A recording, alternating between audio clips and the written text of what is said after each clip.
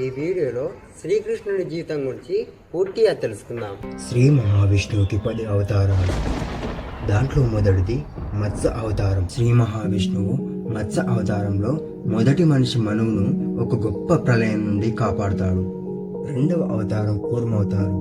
ఈ కూర్మావతారం ముఖ్య ఉద్దేశం దేవతలు మరియు రాక్షసులు క్షీర సముద్రాన్ని మతనం చేసి దాని నుండి వచ్చిన అమృతాన్ని తాగి అమరత్వం పొందడంలో ఈ శ్రీ మహావిష్ణువు కూర్మావతారం రూపంలో వీరికి సహాయపడ్డారు. మూడవ అవతారం వారాహ అవతారం. ప్రతి అవతారానికి ఏదో ఒక కారణం ఉంటుంది. అలాగే ఈ వారాహ అవతారానికి కూడా ఒక కారణం ఉంది. అదేంటంటే హిరణ్యాక్ష అనే ఒక రాక్షసుని నుండి భూదేవిని రక్షించడానికి విష్ణువు వారాహ అవతారంలో కనిపిస్తాడు. నాలుగోది నరసింహ అవతారం. ఈ అవతారం వెనుక కారణం ఏంటంటే ధర్మాన్ని పునరుద్ధరించడం, అలాగే మతపరమైన హింసను అంతం చేయడం. ఇక్కడ ప్రధాన కారణం ఏంటంటే ప్రహ్లాదుడిని తన దుష్ట తండ్రి అయిన హిరణ్యకశ్యపు నుండి రక్షించడానికి నరసింహుడి రూపంలో సాక్షాత్తు శ్రీ మహావిష్ణువు వచ్చాడు. ఐదవ అవతారం వామన అవతారం. ఈ అవతారంలో శ్రీ మహావిష్ణువు మరుగుజ్జ రూపంలో కనిపిస్తాడు. మరుగుజ్జ రూపం అంటే పొట్టివాడన్నమాట. అయితే వామన అవతారంలో రాక్షస రాజు బలి చేతిలో పడిపోయిన విశ్వాన్ని ఎలా స్వాధీనం చేసుకున్నాడు అనే దాని గురించి చెబుతుంది. ఆరవది పరశురామ అవతారం. ఈ అవతారంలో పరశురాముడు క్షత్రియ రాజుల నుండి భూమిని రక్షించి ధర్మాన్ని పునరుద్ధరిస్తాడు. ఏడవ అవతారం శ్రీరాముల వారి అవతారం. త్రేతాయుగంలో శ్రీ మహావిష్ణువు రాముడిగా సాధారణ మానవుడిగా అవతరిస్తాడు. శ్రీరాముడు రాక్షసులను రాక్షస రాజు అయిన రావణుని చంపడానికై అలాగే ధర్మాన్ని పునరుద్ధరించడం కోసం అవతరిస్తాడు. ఎనిమిదవ అవతారం అందరూ ఇష్టపడే అవతారం కృష్ణ అవతారం.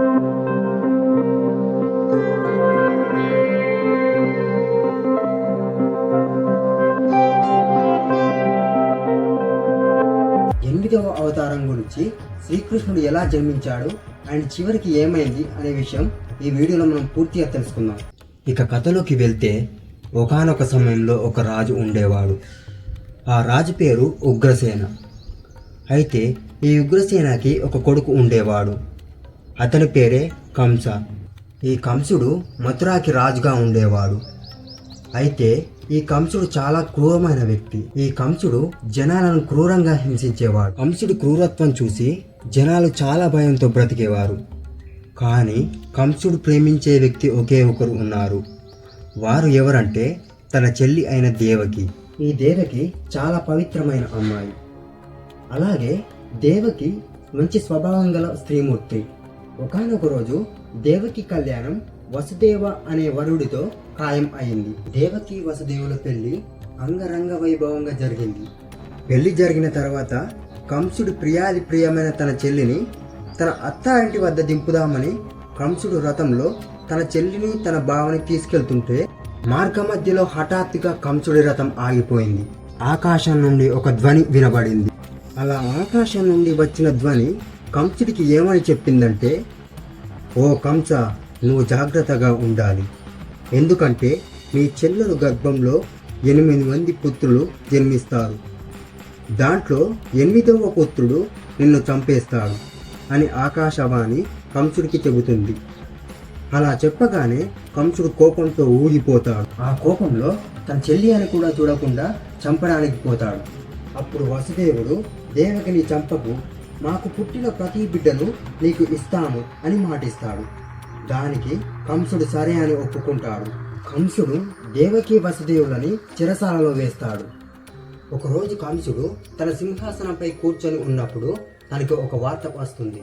దేవకి ఒక బిడ్డకు జన్మనిచ్చిందని ఒక సమాచారం అందుతుంది. ఇక కంసుడు అప్పటికప్పుడే చెరసాలలోకి వెళ్లి దేవకి చేతిలో ఉన్న బిడ్డని ఇవ్వమని బెదిరిస్తాడు. దేవకి ఇవ్వకపోయేసరికి బిడ్డని లాక్కొని వెళ్లి బిడ్డ తలని నరికి చంపేస్తాడు.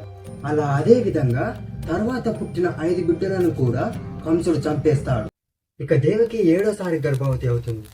కానీ ఆశ్చర్యం కలిగించే విధంగా ఈ 7వ బిడ్డ వసుదేవుడి ఇంకో భార్య అయిన రోహిణి గర్భంలోకి వెళ్తుంది. ఈ రోహిణి గోకులంలో నివసిస్తూ ఉంటుంది. ఈ రోహిణి కడుపులో ఉన్న బిడ్డ బలరాముడుగా పిలువబడతాడు. ఇక శ్రావణ మాసం వచ్చింది.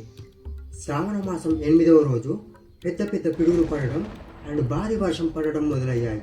ఆకాశం మెల్లిమెల్లిగా నలుపు రంగులోకి మారడం మొదలైంది. ఇక దేవకి గర్భంలో 8వ బిడ్డ పడ్డాడు.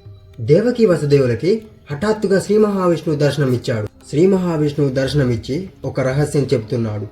అదేంటంటే, నేను మీ బిడ్డగా జన్మించబోతున్నాను.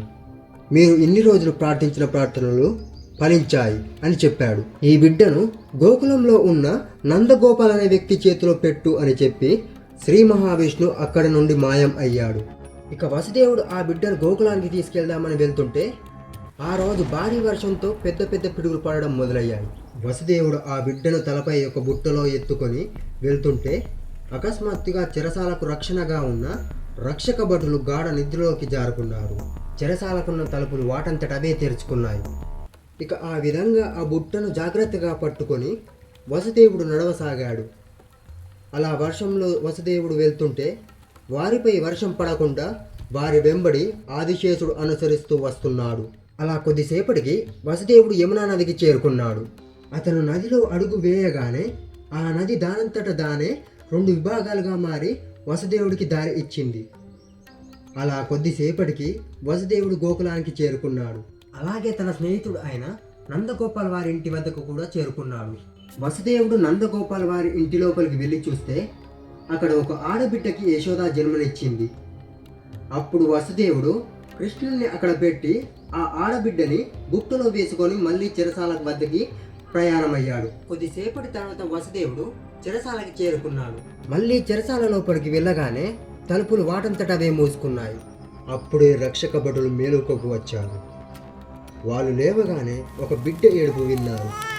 ఇక వెంటనే ఈ రక్షక భటులు కంసుడికి సమాచారం అందజేశారు.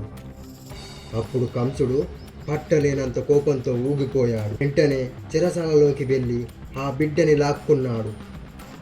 లాక్కొని ఆ ఆడబిడ్డని చంపబోతుంటే వసుదేవుడు ఇలా అన్నాడు, ఓ కంస, నీవు గొప్ప వీరుడవి, అలాంటిది ఈ చిన్న ఆడపిల్లని ఎలా చంపగలుగుతున్నావు?